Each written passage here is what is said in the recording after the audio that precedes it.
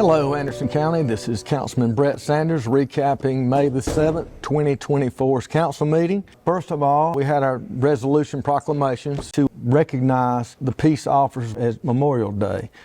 Peace officers give their lives to protect us, the citizens of Anderson County. So just wanted to, say thank you to our officers and thank them for risking their lives every day, for the stress I'm sure that it puts on family members. But Anderson County is grateful and we appreciate you for your service. It is Boat Safety Week. Just want to remind people that there's over 600 boating accidents a year in the United States.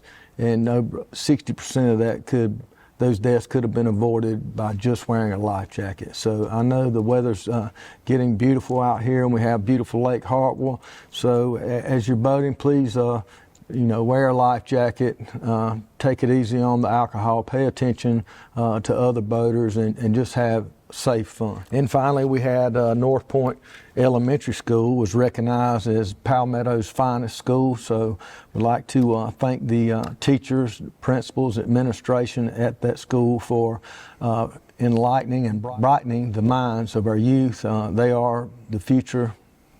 So I just wanted to recognize them. Very short meeting tonight. We had one fee in lieu agreement. It was a $3 million investment. They're creating 66 jobs and an average pay of $37.63 per hour with benefits. Zero taxes was paid last year on the property. It'll be over $7,500, and it's an international company that's coming here that will make Anderson County's 17th international company doing businesses in Anderson County. So I want to welcome them and thank them for creating those good high-paying jobs. They are a specialized manufacturer that supplies our military. So hopefully they're making good equipment that is protecting our soldiers and our people are fighting and making our military even stronger and better. So thank you for coming. We also had our second reading on a reciprocal deal with Greenville County to join the Anderson-Greenville Joint County Park.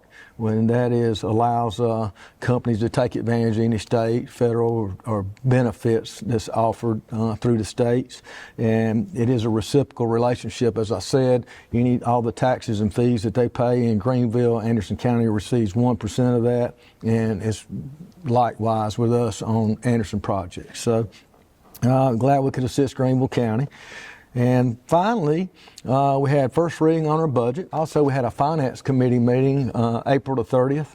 I've been working with the finance department and administration way prior to this meeting, but we actually got our budget books, went through the budget. We saw some things that we wanted to take out or address in the budget, and we've sent the budget back to the finance department and administration with our recommendations of changes so that they can reevaluate the figures and then bring them back in for our next budget meeting.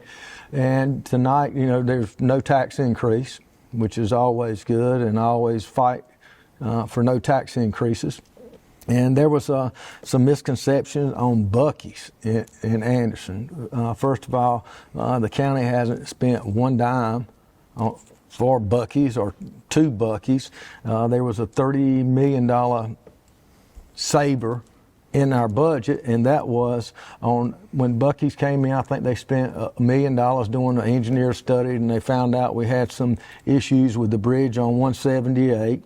The $30 million in our budget is placeholder for the state. We're waiting on the state to see and trying to get grant money to address the bridge.